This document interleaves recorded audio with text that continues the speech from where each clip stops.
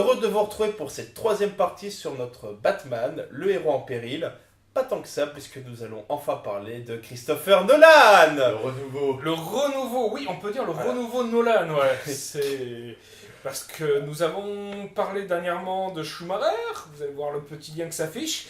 Et donc Schumacher qui a failli planter la franchise, qui a même Qui l'a planté, enfin, qui l'a planté, qui l'a bien planté, même le dessin animé était mauvais. Et là, qu'est-ce qui se passe? Il y a eu un autre dessin animé aussi qui s'appelle Batman 2000, qui était un très bon dessin animé. Ouais, j'ai plutôt apprécié, mais après, calme plat, il n'y a rien eu. C'était Wayne qui était Batman qui était vieux, qui n'arrivait même plus à se battre ni rien, et qui va... Ah, c'est Dark Knight Returns adapté de Miller, ça? Non, c'est Batman Beyond. Batman Beyond, c'était le titre original, et Batman 2000 en français. Diffusé sur Canal+. D'accord. Assez sous-exploité, le personnage était très intéressant, il a de très bonnes idées, le générique génial. Très bon générique, le personnage était intéressant, mais voilà, ça n'a pas pris, ça n'a pas été exploité comme il fallait. Et donc voilà, donc calme plan. Du coup, calme plat, et arrive le projet Batman Begins par Christopher Nolan, qui revenait de, je crois, Insomnia. Avec Robin Williams et Al Pacino, très bon film, très bon film policier. Très bon remake. Parce que oui, c'est un remake. Très bon. Et qui aurait dû être à la base une prélogie, avec quelques petites nuances. Parce que c'était... là, je crois que ce n'est plus le Joker qui tue les parents de Batman, mais là, on revient dans la bande dessinée originelle, c'est-à-dire... C'est un malfrat comme ça qui les tue. Qui est le symbole de la... Du côté déshérité de Gotham, quoi. C'est-à-dire Gotham, c'est cette fameuse phrase que sort Bruce Wayne, il dit Gotham, c'est une enclume qui au choix peut vous forger ou vous briser. Et on se rend compte que c'était ça qui était très bien fait dans le Begins, qu'il a abandonné par la suite, on pourra peut-être lui reprocher ça, c'est qu'il a vraiment fait de Gotham un lieu à part entière, il en a vraiment fait un personnage avec ce côté... la classe riche, et en dessous, si on va dans les bas-fonds, on se retrouve avec tous les paumés, les lobus. Ça, c'est ce que j'ai vraiment adoré. C'est pour ça que Begins, je confesse que c'est mon préféré des trois de Nolan. Je comprends. Je trouve que c'est le mieux écrit, mais au niveau émotionnel, il y a un truc qui passe. T'es moins marqué, quoi. Tu vois, le problème, c'est que. Je veux bien croire que c'est mieux écrit et que émotionnellement, l'univers est beaucoup mieux travaillé. Mais c'est moi, j'ai beaucoup aimé le train. J'ai beaucoup aimé cette instance chez Ra's al Ghul où on le voit, parce que Batman n'intervient que très tard. Gotham devient, là aussi, on parlait de personnages, ça devient un méchant, puisque l'autre méchant, enfin Ra's al Ghul, se sert de Gotham comme moyen de propager sa toxine qui rend les gens cinglés. Donc on se rend compte que Gotham a vraiment... Et c'est vrai qu'on peut reprocher à Nolan par la suite d'avoir fait de Gotham plus un théâtre urbain dans lequel se passaient des tas de choses plutôt qu'un réel personnage avec ses influences sur les personnes. Après, Nolan essaie de remettre Gotham au centre de son histoire avec le Rises, qui est son troisième film, mais et on en parlera pour diverses raisons, c'est un film qui est très mal apprécié, Rises, c'est dommage. Mais cela dit, en même temps, moi je suis content que Nolan se soit affranchi des références passées, tu vois. Et finalement, c'est aussi la patte de Nolan. Il a fait ça. C'est un mec qui est très dans le réalisme, qui est pas un réalisateur de l'icône, si tu veux. Il travaille pas l'iconographie de ses personnages ou de l'environnement qui les entoure. C'est quelqu'un qui va beaucoup plus frontal, et pour eux, ils traitent Batman de la même façon qu'ils traiteraient un troufion de base, tu vois. C'est pas... tu le vois avec... t'as le Iconique, t'as quand même, comment il s'appelle, l'épouvantail, qui est une belle icône. C'est très bien caractérisé. Avec un super acteur, ça reste Cillian Murphy habillé en civil qui de temps en temps met son met petit un masque. Quand tu penses à ce qu'il était dans le comics et dans le dessin animé, mais en même temps c'est vrai que c'est un méchant surnaturel techniquement. Et par la suite c'est vrai qu'on se rend compte que Nolan a voulu prendre les méchants les plus rationnels qui étaient. Le Joker évidemment c'est un maître du crime juste habillé en clown. Mais Bane, souviens-toi que c'est un mastodonte, mais à la base, c'est parce qu'il s'injecte un poison. C'est le Venom qui s'injecte et qui lui donne cette force surhumaine. Et là, c'est totalement expurgé. On dirait juste un mec qui a passé, justement, ils font le passé de Bane dans des flashbacks. On voit que c'est un mec qui a été cette fameuse tour de prison, là, il y a plus cette histoire de venin qui doit s'injecter en permanence pour... C'est juste un masque. Ils l'ont rationalisé, ils ont rationalisé le personnage. Il a beaucoup démystifié, Nolan. Ra's al Ghul, c'était un des premiers personnages qui a démystifié, parce que... Il n'y a plus l'histoire de la fontaine. Non, la fontaine, alors que c'est Ra's al Ghul mais parce qu'en fait, Ra's al Ghul se présente au début de Begins, et il s'appelle Henri Ducard, donc on pense qu'il est français. En fait, dans l'histoire de Batman, Bruce Wayne a eu un prof... De Begin, on est bien d'accord, oui, bien parce sûr. que dans les bandes dessinées, c'est deux personnages différents. Et oui, c'est Begin ça, qui raccorde. Dans le BD, Henri Ducard est un personnage à part entière, bien séparé de Ra's al Ghul. Ça n'a rien à voir, c'est un de ses profs qui va lui apprendre un art martial particulier quand Bruce Wayne a traîné ses guêtres en France, notamment. Et d'ailleurs, et qui est un personnage assez violent, je crois même, qui snipe carrément un voleur, quoi, pour le dire. C'est comme ça qu'on traite la... Ouais, ils ont une vision diamétralement opposée de la justice, quoi. Mais c'était malin de réunir ces deux personnages en un, finalement. Très intelligent, parce que du coup, c'est ça, parce que le personnage tragique, parce que évidemment, Ra's al Ghul, joué par Liam Neeson, c'est un personnage qui est hyper tragique, peut-être même plus tragique que... Il y a des points de convergence, ils ont tous les deux perdu un être cher, et à un moment ils se confient autour du feu en disant ouais, j'ai perdu aussi. Et puis les apparitions, la fin de Ra's al Ghul dans le train, elle est splendide, puisque Batman dit je ne peux pas te tuer, mais je ne peux pas te sauver, mais je ne vais pas te sauver. Et la fin de Ra's al Ghul qui comprend qu'il va mourir, cette image est très très belle. Et il y a de très belles images d'ailleurs dans les Batman, et c'est un personnage qui est assez très torturé. Avec un seul personnage comique, c'est... Gary Oldman en Gordon. Ah non, je pensais plus à Michael Caine. Quand il va sauver, qui fait des petites allusions, mais le comique à l'anglaise, tu vois, très fin. C'est à l'anglaise, oui, voilà, c'est pas... Mais, bon. Parce que le casting est très très fin aussi. Oh, c'est un excellent. Bon, à part, peut-être la petite faute de goût, c'était Katie Holmes, qui à l'époque, on sait, c'était la C'était la petite... Ouais, mais pour tenir le rôle d'une avocate défendant, se battant contre la pègre... Fallait le faire passer quand même. Hein. Mais après ça marchait, mais si tu veux, on peut dire que par la suite, peut-être que là encore, le personnage augmentait d'un niveau. Peut-être que si on avait gardé Katie Holmes, ça aurait peut-être été un peu plus tendancieux. Et tu as Gary Oldman. Bien sûr. Gary Oldman, c'est la première fois où il ne joue pas un méchant. Qui ne joue pas un méchant, qui joue en plus en super... des méchants, bien sûr. Il y avait un film avec Kevin Bacon où il faisait un avocat, un jeune avocat qui se fait... je sais plus le titre, je vais essayer de le retrouver. Non, c'est pas Martin Alcatraz, non, c'est avec Kevin Bacon. Oui, c'est un avocat et en fait, mais... Non, voilà, mais oui, je vois ce que tu as, Dracula. Il n'a évidemment pas joué que des méchants dans toute sa carrière.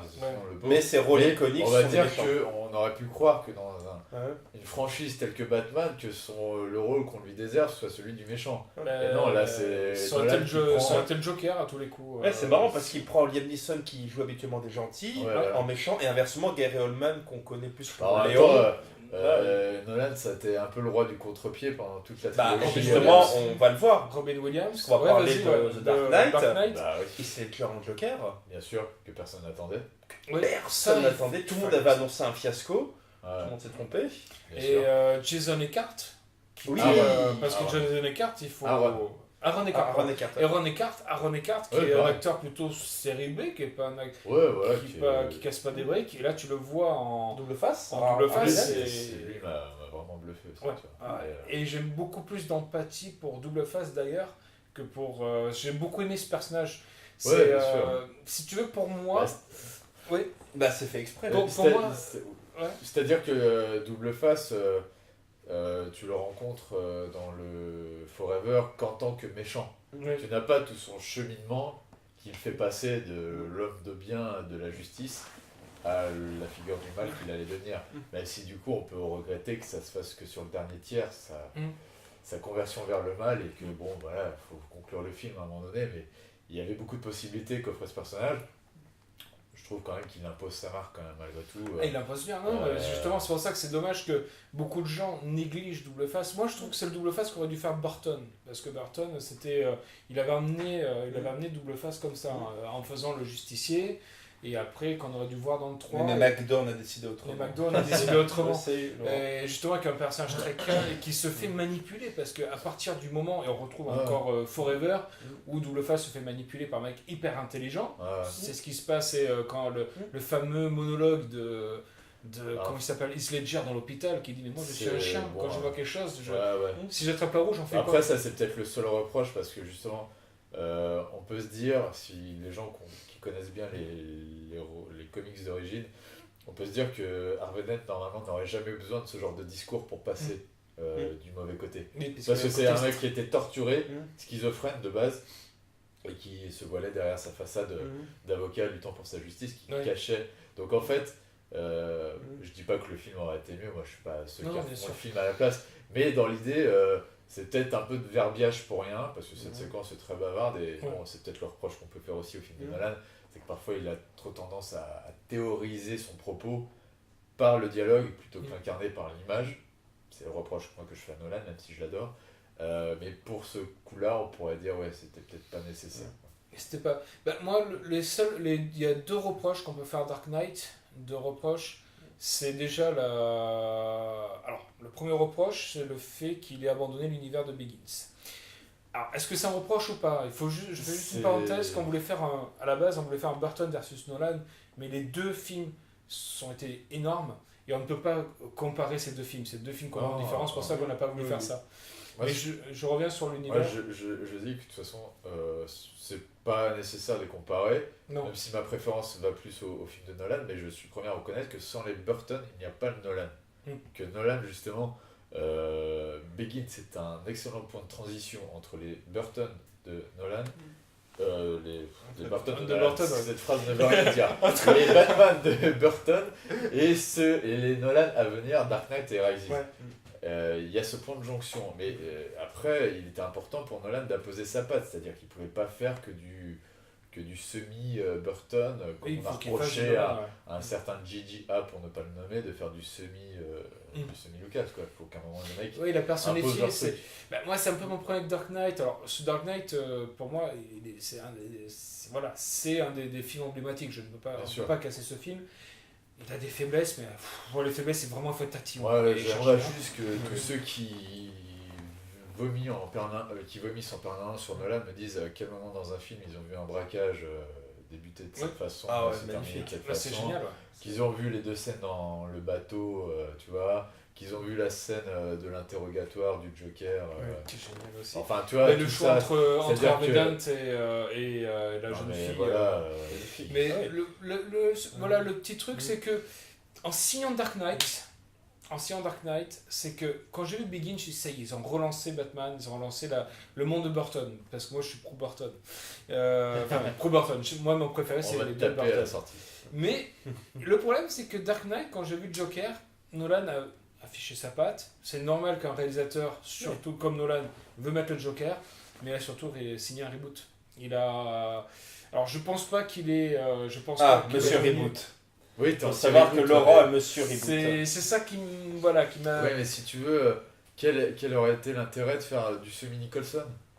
Finalement, en changeant totalement de cadre d'univers, le Joker de Nolan ne peut s'inscrire que comme ça, si tu veux. Oui, parce que d'un coup, c'est d'accord avec toi. Parce qu'il porte les stigmates d'une ville aussi en totale déliquescence, tu vois. Et ce n'est pas le côté clown, lui c'est un clown triste, tu vois. Le Joker de Nicholson, c'était un clown qui correspondait forcément à cet univers totalement inventé et démesuré de Gotham qu'avait imposé Burton, tandis que là ça correspond les deux sont complètement différents, parce qu'il y en a un qui a sa petite bande, qui a son équipe, l'autre il est vraiment solitaire. On est l'ascension, on voit l'ascension du mec, quoi. Et puis un gros travail de Heath Ledger. Donc Renaissance Dark Knight, avec encore une fois un Gordon qui est un des personnages principaux. Parce qu'on parle beaucoup d'Heath Ledger, on dit il ne faut pas oublier Aaron Eckhart, Christian Bale, forcément c'est le Batman, mais on oublie Gary Oldman, Gary Oldman qui a fait une prestation, la course-poursuite, où ils sont en train de... le faux meurtre de Gordon et la course-poursuite.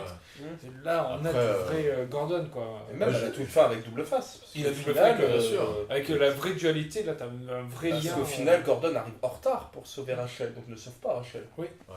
Et c'est pour ça qu'il lui en veut, Double Face.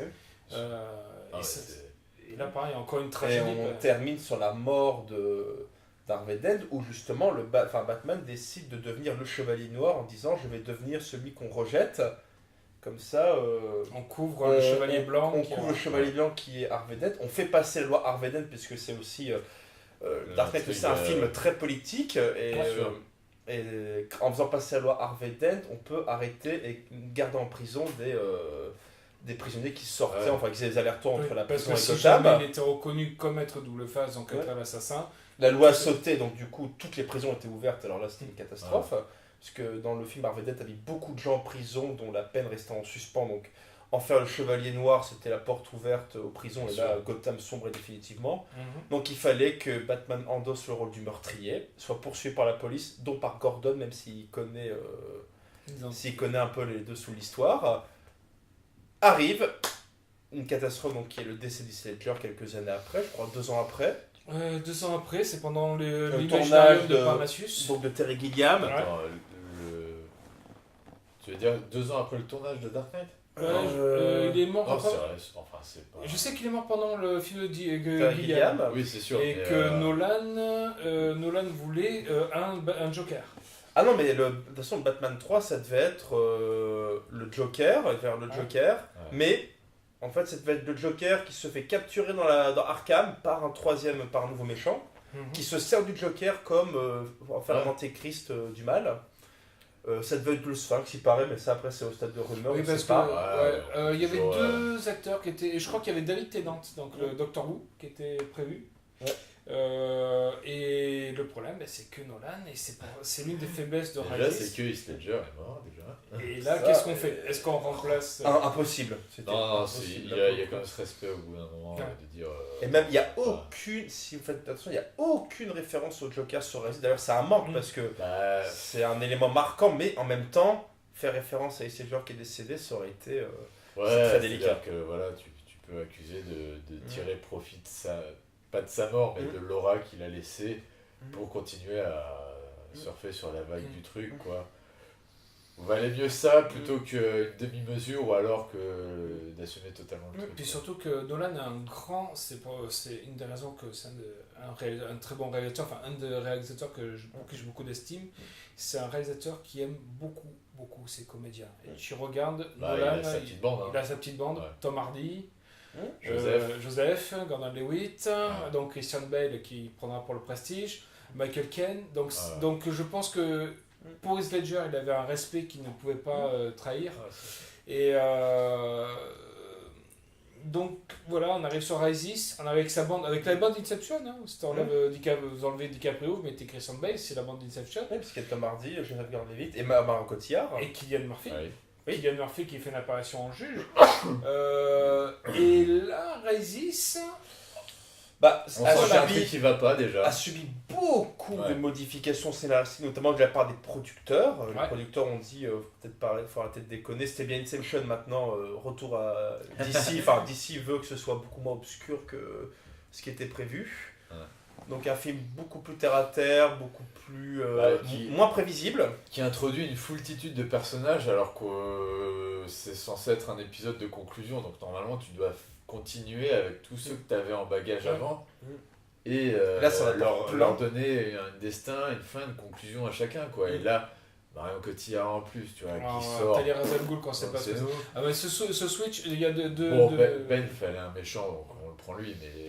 Très bien trouvé, Bane. C'est le meilleur personnage du film. Ils ont vraiment trouvé le méchant ultime. Ça, par contre, de toute façon, il ne pouvait pas. Tom Hardy est très bon. Tom Hardy, Tom Hardy, et là, on tape dans le must. Et après, comme je t'ai dit, c'est le reproche parfois qu'on peut faire à Nolan, c'est son manque d'iconographie, c'est-à-dire que l'image du comics de Bane qui brise la chauve-souris en deux, elle est inscrite dans toutes les mémoires, tu vois. Et quand on voit le film, on sait que ça va arriver parce qu'on sait que le premier combat de Batman entre Bane ne peut résulter que sur ça. mais la colonne qui se brise, c'est en mode passe-moi le sel, limite, tu vois.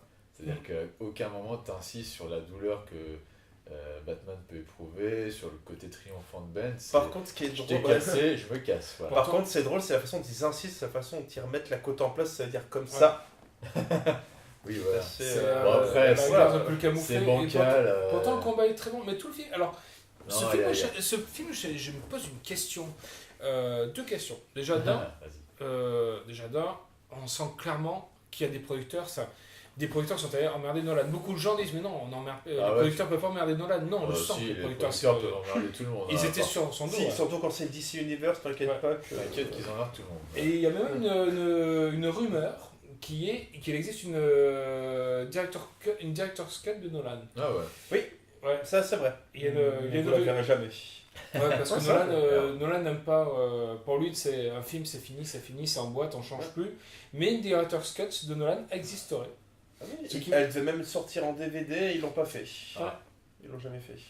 Et ce qui m'envoie ma deuxième question, comment un réalisateur comme Nolan a pu faire autant d'erreurs, qu'est-ce qui s'est passé sur son montage? Est-ce que ce film a des gros problèmes de montage? Il a déjà 2 twists qui... Bah ça c'est dans l'écriture de base, ça, mais si tu veux, The Dark Knight, malgré l'estime que j'ai pour ce film, n'est pas un film parfait. Il y a des scènes, tu te demandes ce qu'elles foutent là, je trouve que la scène de Hong Kong est en trop. Oui, mais ça... C'est pas nécessaire, t'as des scènes, bien que j'adore la scène des bateaux qui me fait tirer les larmes aux yeux, je reconnais qu'elle est amenée de façon bizarre, t'as d'un coup, en plein milieu du film, on décide de faire sortir les tolards pour les... Bon, en plus avec un seul bateau de civils, bizarrement, qui partent au même moment. Bon, tu vois, on a l'imposion parfois qu'un peu... on avait l'idée, voilà, il provoque la chance, on avait l'idée de grandes scènes, mais la façon dont on pouvait les introduire, on s'est un peu pris le chou, tu vois.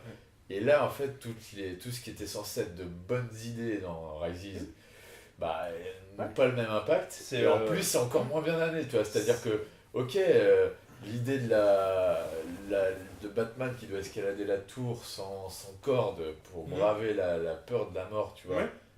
L'élévation, c'est l'élévation. En fait, tu dis, oui, mais d'accord, mais il y a l'avant et l'après, alors comment il arrive là avant et comment il en repart après, tu vois. En fait, tu te dis, bon... surtout qu'en plus, il y a un twist qui marche pas. Et c'est un problème parce que on peut dire, allez, Bane l'a fait, Batman le fait. Sauf que là, tu apprends que celui qui a fait ça, ce n'est pas Bane. C'est une petite fille. C'est sa petite fille. Et en plus, c'est Marion Cotillard, et qui n'est absolument pas crédible.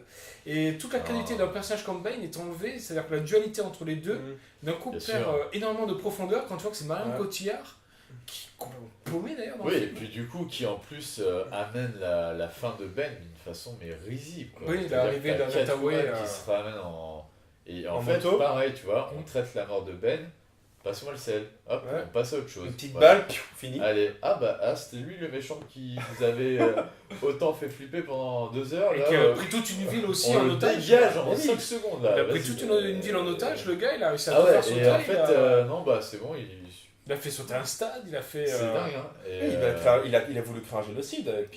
Et en 2 temps, avec une moto, mais regardez, avec un flingue. Parce qu'elle le dit en plus, Selina Kyle, elle dit pas une seule fois Catwoman, il l'appelle tout le temps Selina Kyle, ils disent, tu vois, avec un flingue, ça va beaucoup mieux. Donc, ils essaient de créer une imagerie avec les lunettes qui deviennent des oreilles de chat. Ouais, ils ont mieux fait de... Mais c'est pas Catwoman, hein. Ils ont mieux fait de dire que c'est... Tim Burton a bien fait ça avec un fouet, avec la queue du chat avec un fouet. Là, il est malin, ce Tim. Et puis t'as un autre truc qui ne marche pas, c'est... alors, le montage aussi, tu te poses la question sur la mort de Cotillard. Alors, ça fait le tour des réseaux sociaux, ça fait le tour, je vais pas revenir dessus, c'est bon. Moi, quand tu vois ça, t'es réalisateur, c'est ton film. Quoi, dis-moi. Tu cut. Tu la laisses les yeux ouverts, contre-champ, le camion qui explose, tout le monde se barre. Mais tu enlèves cette partie où elle meurt. Enfin, tu peux le cutter. Enfin, là, on parle d'un film un film à 200 millions de patates quand même. Hein. La scène, je veux dire, la scène pour ce qu'elle est, je suis d'accord. Tu vois, elle mérite les colibets qu'elle a reçus. Mais néanmoins, j'ai l'impression que c'est aussi une enflammade des réseaux sociaux. C'est-à-dire que je suis allé voir, je prends mon cas personnel, je suis allé voir le film le jour de sa sortie. Dans la salle, ça ne riait pas à ce moment-là. Après, ça a pris sur Internet. Regardez la scène de Cotillard, elle sait pas mourir, c'est ridicule. Tout le monde s'est focalisé dessus, Et quand je suis retourné voir le film une deuxième fois, je peux te dire que tout le monde était au taquet là. Ils attendaient cette scène avec impatience, évidemment. Et tout le monde savait, alors même si c'est même pas le film, ça allait arriver. Et je pense que bon, on n'aurait pas insisté tant que ça là-dessus, même si en fait j'ai l'impression que c'est une résultante de tout ce que le personnage de Cotillard incarne malheureusement, et qui est un personnage inutile et même si on représente l'actrice, peut-être gagner à ne pas le mettre. Même si, encore une fois, j'aime pas refaire le film, elle est là, faut faire avec. Mais c'est vrai que, il y a eu un peu du flingage facile, même si, comme je dis, elle mérite aussi. C'est une scène qui est anti-dramatique, surtout quand tu penses à ce qui arrive à Ben 10 minutes avant, quoi. C'est-à-dire que lui, on dramatise absolument pas sa mort. Et elle, par contre, c'est censé être la grande mort de la méchante. Alors qu'en plus, on a plus d'empathie pour lui, et c'est lui qui l'a tenu en haleine pendant tout le film. Et puis il y a le twist, la scène finale où beaucoup de gens se demandent. À Milan. Florence, pardon. Pourquoi il n'a pas coupé avant? C'est la grande question. On connaît Nolan, on connaît le coup de la toupie. Et tout le monde lui aurait pardonné le coup de la toupie en plus. C'est étonnant de la part de Nolan, je trouvais que c'est étonnant. Alors bon, après, on n'est pas dans sa tête, on saura pas. Pareil, moi je déteste refaire le film. Oui, c'est vrai que il y a plus d'ambiguïté possible. Il y a un happy ending. Parce qu'on pourrait se dire, éventuellement, c'est une vision d'Alfred, mais dans ce cas-là, comment il peut inventer Catwoman? Oui, je crois pas qu'il la connaisse dans le film. Non, il la connaît pas. Après, beaucoup ont spéculé sur Alfred précise au début que quand il va à Florence, il y va dans cette terrasse pour boire un Fernet Branca, donc il y a un alcool très fort, donc on peut imaginer que Alfred... il est pompette. Non mais c'est ça que il est tellement... C'est dégueulasse d'ailleurs, je sais pas si vous avez noté, il est dégueulasse. Non par contre, excellent pour vous soigner les mal de crâne et les rhumes. Non mais c'est vrai, Chelsea sort de ce corps. Et beaucoup ont spéculé en espérant sauver un peu le film, en spéculant en disant que Alfred est tellement submergé par sa tristesse, sa frustration que Wayne n'a pas eu une vie de famille il projette, mais non. Mais il voit Catwoman. Il voit Catwoman, le problème c'est qu'il ils vont très bien. Ils vont très bien. Ils auraient dû la mettre. Ça. Et en plus, il faut savoir que les gens. Mais ils s'attendaient à la mort de Batman, c'était la question. Mais en fait, le problème c'est que. C'est ça qui. En termes sur le papier, il est mort dans le sens où on lui brise la colonne vertébrale. L'élévation, c'est la mort. Le fait de s'élever. Parce que la façon dont il monte dans la prison, donc s'élever de la tour vers le ciel, il meurt. C'est le corps, c'est l'esprit qui quitte le corps pour affronter sa peur de la mort. Il s'élève, donc Batman, pour soi, il meurt. Le fait qu'il revienne à Gotham, alors que Gotham et tous les ponts et tous les axes de communication ont été brisés, ne peut pas revenir à Gotham. Il apparaît comme un fantôme, donc. Sur le papier, il est mort. Et d'ailleurs, c'est le... D'ailleurs, vous retirez Batman. Enfin, si, il est important parce qu'il retire la bombe. Donc, et en même temps, il n'est pas mort. Donc, c'est en ça que le film. Non, mais c'est en ça que le film est raté. Celui qui sauve la ville, c'est Blake. Joseph Gordon-Levitt. Oui, en Robin, mais. C'est lui qui fait tout le travail. Mais la bombe qui la retire, c'est Batman. C'est Batman qui la retire. Donc, on a à la fois un Batman qui est mort, donc son esprit se détachait, et en même temps, il est assez vivant pour prendre le Batwing et s'envoler avec la bombe. Et survivre. Il libérait tous les flics qui étaient enfouis sous terre.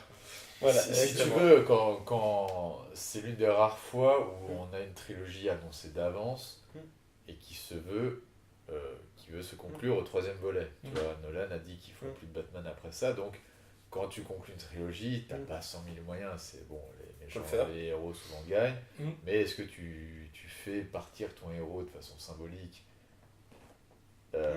tu vois, la mort ou la retraite, tu vois, c'est ça, la fin d'un super-héros, c'est ça.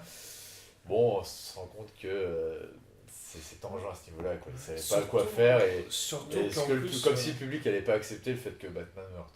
Surtout qu'en plus, le public était prêt à accepter, il y en a même qui commençaient à spéculer dessus.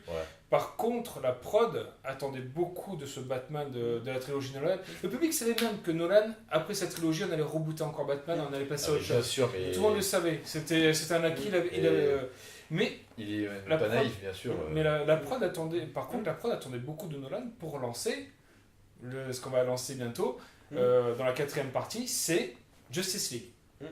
Et relancer Batman. Et c'est là, je pense que là encore, la prod a mis son veto.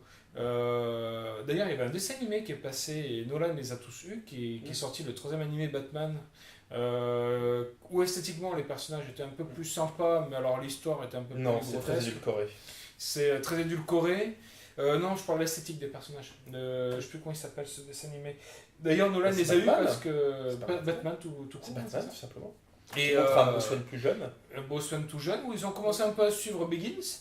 Sauf que on est parti en deux directions différentes parce que Nolan a fait son Nolan. Le dessin animé a suivi, mais par contre, ça n'a plus rien à voir avec le film, contrairement au Batman de Burton. Et ce qu'on va faire, c'est qu'on va en parler à l'occasion de la 4e partie qui arrivera dans une semaine chez vous. On vous dit à bientôt et on vous remercie de votre visionnage. À bientôt pour le Batman de Zack Snyder.